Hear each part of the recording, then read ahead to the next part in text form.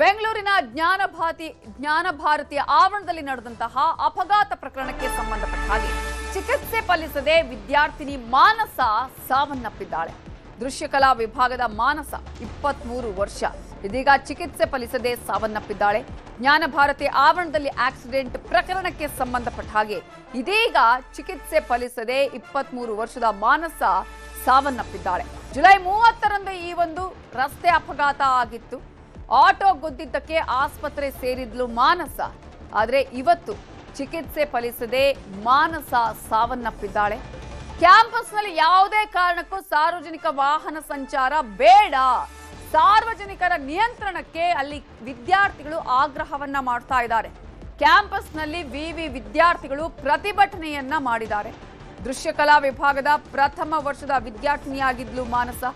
ಜ್ಞಾನ ಭಾರತಿ ಆವರಣದಲ್ಲಿ ಸಾರ್ವಜನಿಕ ವಾಹನಗಳ ಸಂಚಾರ ನಿಯಂತ್ರಣಕ್ಕೆ ಆಗ್ರಹವನ್ನ ಮಾಡಲಾಗಿದೆ. ಆಡಳಿತ ಕಚೇರಿಯಿಂದ ನಾಗರಭಾವಿ ವೃತ್ತದವರೆಗೂ ಇರುವ ಗಾಂಧಿ ಮಾರ್ಗದ ರಸ್ತೆ ಕಿರಿದಾಗಿದೆ. ಶೈಕ್ಷಣಿಕ ಚಟುವಟಿಕೆಗೆ ವಾಹನಗಳ ಓಡಾಟದಿಂದ ಕಿರಿಕಿರಿ ಆಗತ್ತೆ ಅಂತ ಆಕ್ರೋಶವನ್ನ ವ್ಯಕ್ತಪಡಿಸಿದ್ದಾರೆ. ದೃಶ್ಯಕಲಾ ವಿಭಾಗದಲ್ಲಿ ವಿದ್ಯಾರ್ಥಿನಿಯಾಗಿದ್ಲು ಮಾನಸ. ಜುಲೈ 30ರಂದು ಅಪಘಾತ ನಡೆದಿತ್ತು. ಆದರೆ ಚಿಕಿತ್ಸೆಯನ್ನ ನೀಡಲಾಗ್ತಾ ಇತ್ತು ಹಾಸ್ಪಿಟಲ್ನಲ್ಲಿ. ಇವತ್ತು ಚಿಕಿತ್ಸೆ ಫಲಿಸದೆ ಮಾನಸ ಮೃತಪಟ್ಟಿದ್ದಾಳೆ. ಈ ಹಿನ್ನೆಲೆಯಲ್ಲಿ ವಿದ್ಯಾರ್ಥಿಗಳ ಆಕ್ರೋಶ ಭುಗಿಲೆದ್ದಿದೆ. ಈಗಾಗಲೇ ವಿದ್ಯಾರ್ಥಿಗಳು ಪ್ರತಿಭಟನೆಯನ್ನ ಕೂಡ ಮಾಡಿದ್ದಾರೆ. ಪ್ರಮುಖವಾಗಿ ಜ್ಞಾನ ಭಾರತಿ ಆವರಣದಲ್ಲಿ ಈ ರೀತಿಯಾಗಿ ಸಾರ್ವಜನಿಕ ವಾಹನ ಆಗಿರ್ಬೋದು ಸಂಚಾರಗಳು ಬೇಡ ಅನ್ನುವಂತಹ ಆಗ್ರಹವನ್ನ ವಿದ್ಯಾರ್ಥಿಗಳು ಮಾಡ್ತಾ ಇದ್ದಾರೆ. ಈಗಾಗಲೇ ಜಸ್ಟಿಸ್ ಅನ್ನ ಕೇಳ್ತಾ ಇದ್ದಾರೆ. ವಿದ್ಯಾರ್ಥಿಗಳು ಪ್ರತಿಭಟನೆಯನ್ನ ಕೂಡ ಮಾಡಿದ್ದಾರೆ. ಪ್ರಮುಖವಾಗಿ ಈಗಾಗಲೇ ವಿದ್ಯಾರ್ಥಿಗಳು ಜಸ್ಟಿಸ್ ಫಾರ್ ಮಾನಸ ಅನ್ನುವಂತಹ ಬೋರ್ಡ್ ಅನ್ನ ಹಿಡ್ಕೊಂಡು ಅಲ್ಲಿ ನ್ಯಾಯ ಕೇಳ್ತಾ ಇರುವಂತಹ ದೃಶ್ಯವನ್ನ ಕೂಡ ನೀವಿಲ್ಲಿ ಗಮನಿಸ್ತಾ ಇದ್ದೀರಾ. ಆಡಳಿತ ಕಚೇರಿಯಿಂದ ನಾಗರಭಾವಿ ಸರ್ಕಲ್ ವರೆಗೂ ಇರುವ ಗಾಂಧಿ ಮಾರ್ಗದ ರಸ್ತೆ ಕಿರಿದಾಗಿದೆ. ಶೈಕ್ಷಣಿಕ ಚಟುವಟಿಕೆಗಳಿಗೆ ವಾಹನಗಳ ಓಡಾಟದಿಂದ ಕಿರಿಕಿರಿ ಆಗತ್ತೆ ಅಂತ ಆಕ್ರೋಶವನ್ನ ವ್ಯಕ್ತಪಡಿಸಿದ್ದಾರೆ ವಿದ್ಯಾರ್ಥಿಗಳು.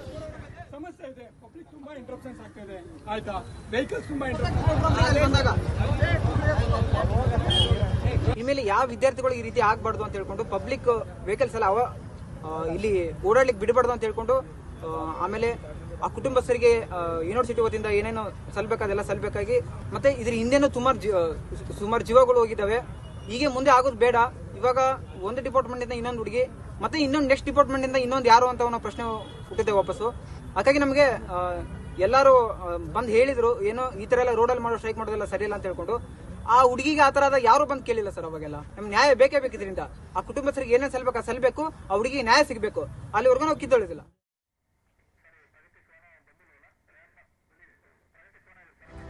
ಇದೇ ವಿಚಾರಕ್ಕೆ ಸಂಬಂಧಪಟ್ಟ ಹಾಗೆ ಇನ್ನಷ್ಟು ಡೀಟೇಲ್ಸ್ ಅನ್ನ ಕೊಡೋದಕ್ಕೆ ನಮ್ಮ ರಿಪೋರ್ಟರ್ ಪ್ರಗತಿ ಈಗ ಫೋನ್ ಸಂಪರ್ಕದಲ್ಲಿ ಜಾಯ್ನ್ ಆಗಿದ್ದಾರೆ. ಪ್ರಗತಿ, ಆದಂತಹ ಆಕ್ಸಿಡೆಂಟ್ ನಿಂದಾಗಿ ಈಗಾಗಲೇ ವಿದ್ಯಾರ್ಥಿನಿ ಮಾನಸ ಸಾವನ್ನಪ್ಪಿದ್ದಾಳೆ. ಇಂತಹ ಸಂದರ್ಭದಲ್ಲಿ ಈಗ ವಿದ್ಯಾರ್ಥಿಗಳು ಕೇಳುವಂತಹ ಬೇಡಿಕೆ ಕೂಡ ನ್ಯಾಯಯುತವಾಗಿದೆ.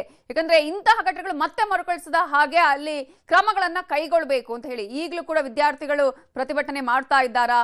ಆಡಳಿತ ಮಂಡಳಿ ಏನ್ ಹೇಳ್ತಾ ಇದೆ ಈ ವಿಚಾರಕ್ಕೆ ಸಂಬಂಧಪಟ್ಟ ಹಾಗೆ? ನವಿತಾ ಜೈನ್, ಆಡಳಿತ ಮಂಡಳಿಯಿಂದ ಇದುವರೆಗೂ ಯಾವುದೇ ರೆಸ್ಪಾನ್ಸ್ ಬಂದಿಲ್ಲ. ಮಧ್ಯಾಹ್ನ 3:10 ವಿದ್ಯಾರ್ಥಿಗಳು ಪ್ರತಿಭಟನೆಯನ್ನ ಮಾಡ್ತಾ ಇದ್ದಾರೆ. ಈ ಘಟನೆ ಆಗಿರೋದು ಜುಲೈ 30ನೇ ತಾರೀಕಿಗೆ. ಅಂದ್ರೆ ಆ ಮಾನಸ ಅನ್ನುವಂತಹ ಹುಡುಗಿ ವಿಜುವಲ್ ಆರ್ಟ್ಸ್ ದೃಶ್ಯಕಲಾ ಮಾಧ್ಯಮದಲ್ಲಿ ಓದ್ತಾ ಇರ್ತಾರೆ.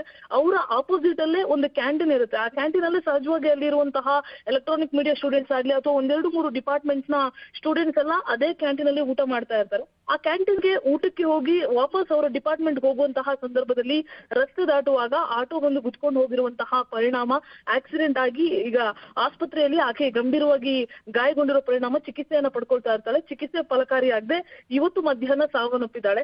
ಯಾವಾಗ ವಿದ್ಯಾರ್ಥಿನಿ ಸಾವಿನ ವಿಚಾರ ವಿದ್ಯಾರ್ಥಿಗಳ ಕಿವಿಗೆ ಬಿತ್ತು ಆಗ ಆ ರಸ್ತೆಯನ್ನ ಬ್ಲಾಕ್ ಮಾಡಿ ರಸ್ತೆಗೆ ಇಳಿದು ಮಾನಸಾಗೆ ಜಸ್ಟಿಸ್ ಅನ್ನ ಕೊಡಿ, ಜಸ್ಟಿಸ್ ಫಾರ್ ಮಾನಸ ಅಂತ ಆ ನಾಮಫಲಕಗಳನ್ನ ಇಟ್ಕೊಂಡು ಪ್ರತಿಭಟನೆಯನ್ನ ಮಾಡಿ ಆಕ್ರೋಶವನ್ನ ಹೊರ ಹಾಕ್ತಾ ಇದ್ದಾರೆ. ಹಾಗೆ ಈ ಜ್ಞಾನ ಭಾರತಿ ಆವರಣದಲ್ಲಿ ಅಪಘಾತ ಆಗ್ತಾ ಇರೋದು ಇದೇ ಮೊದಲೇನಲ್ಲ.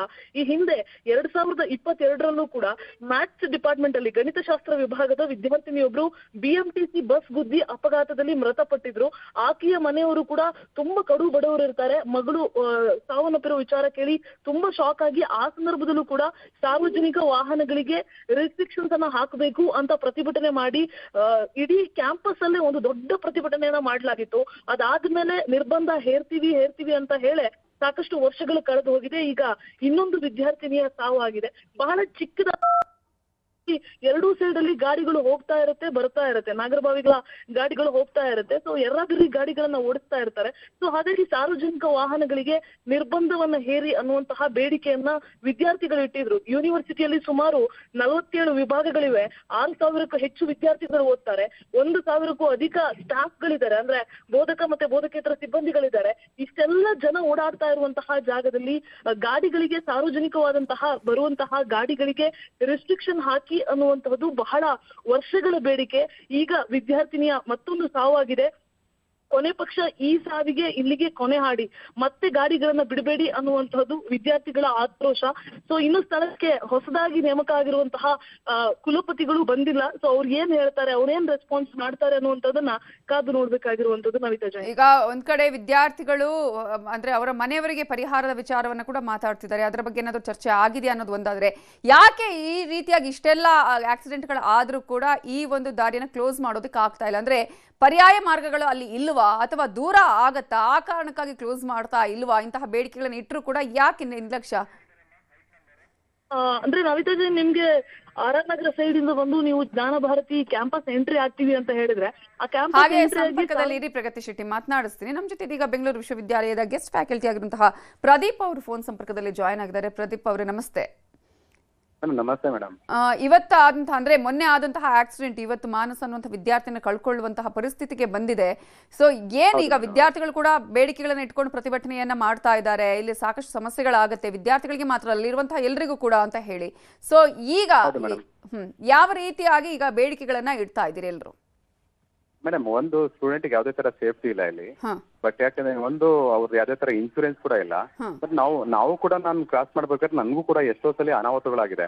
ಆದ್ರೂ ವಿಸಿಗಳು ಕೊಟ್ಟು ಈ ವಿಸಿಗಳು ಬರ್ತಾ ಹೋಗ್ತಾ ಇರ್ತಾರೆ. ಯಾವುದೇ ತರದ್ದು ಇದಲ್ಲ. ಮತ್ತೆ ನನ್ನ ವಿದ್ಯಾರ್ಥಿ ನಾನು ತುಂಬಾ ಅವ್ರು ಎಷ್ಟು ನಾವೆಲ್ಲ ಕಲಾವಿದರೇ ಆಗ್ಬೇಕು, ಒಂದು ಸಮಾಜಕ್ಕೆ ಒಂದು ಒಳ್ಳೆ ಕೊಡುಗೆ ಕೊಡ್ಬೇಕಂತ ಮಾಡ್ತಿರ್ತೀವಿ ಮೇಡಮ್.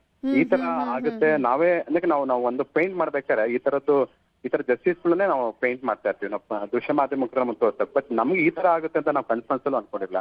ಲಾಸ್ಟ್ ಇದು ನಮ್ಮ ವಿದ್ಯಾರ್ಥಿಗೆ 5ನೇದು ಮೇಡಮ್. ಇದು ಬೇರೆ ಬೇರೆ ವಿಭಾಗದಲ್ಲಿ ಎಷ್ಟು ಜನರಿಗೆ ಏನೇನಾಗಿದೆ ಅದು ಇಲ್ಲೇ ಬೇರೆ ಸಂಬಂಧಪಟ್ಟ ಅಧಿಕಾರಿಗಳು ಕೇಳಿದ್ರೆ ಖಂಡಿತ ಗೊತ್ತಾಗುತ್ತೆ. ಮತ್ತೆ ಇಲ್ಲೇ ವಿಸಿಗಳು ಆಯ್ತು, ಯಾವತ್ತಾದ್ರೂ ನಾವು ಹೋಗಿ ಕೇಳಿದ್ರೆ ಯಾವ್ದೇ ತರದ್ದು ಅಂದ್ರೆ ಅವ್ರ ಪೇರೆಂಟ್ಸ್ಗಳು ಆಯ್ತಾನ ಅವ್ರು ನಿನ್ನೆ ನೋವುಗಳು ನೋಡಿದ್ರೆ ಮೇಡಮ್, ನಮ್ ನಿಜವ್ರು ಅವ್ರ ಮುಖ ತೋರ್ಸಕ್ಕೂ ಆಗ್ತಾ ಇಲ್ಲ. ಇವತ್ತು 30ನೇ ತಾರೀಕು ಆಗಿದ್ದು, ಇದುವರೆಗೆ ನಾಳೆಗೆ 8 ದಿನ ಆಗುತ್ತೆ. ಯಾವ್ದೇ ತರದ್ದು ಏನು ಬಂದು ವಿಸಿ ಆಯ್ತು, ಇಲ್ಲ ರಿಜಿಸ್ಟರ್ ಆಯ್ತು, ಮತ್ತೆ ಸಂಬಂಧಪಟ್ಟ ಅಧಿಕಾರಿಗಳಾಯ್ತು, ಆಮೇಲೆ ಸರ್ಕಾರ ಆಯ್ತು, ಯಾವ್ದೇ ತರದ್ದು ವಿದ್ಯಾರ್ಥಿಗಳಿಗೆ ಯಾವ್ದೇ ತರದ್ದು ಅಂದ್ರೆ ಸಪೋರ್ಟಿವ್ ಆಗಿಲ್ಲ ಮ್ಯಾಮ್. ಇದುವರೆಗೂ ಎಜುಕೇಶನ್ ಮಿನಿಸ್ಟರ್ ಕೂಡ ಆಯ್ತು, ಇದ್ರದ್ದು ಸರ್ಕಾರ ಇದು ಗಮನ ಹರಿಸಿ ತಕ್ಷಣ ಅವರಿಗೆ ಅಂದ್ರೆ ಅವ್ಳು ನಾವು ಕಳ್ಕೊಂಡಿದೀವಿ. ಬಟ್ ಅವ್ರ ಅಂದ್ರೆ ಪೇರೆಂಟ್ಸ್ಗೆ ಏನಾರ ಒಂದು ಒಳ್ಳೇದಾಗಿ ಅಂತ ಏನು ಮಾಡ್ಬೇಕು ಮೇಡಮ್. ಮತ್ತೆ ಅವ್ರ ಪರವಾಗಿ ನಾವು ಒಂದು ಕಲಾ ಪ್ರದರ್ಶನ ಮಾಡ್ಬೇಕು ಅಂತ ಅನ್ಕೊಂಡಿದ್ವಿ ಮೇಡಮ್.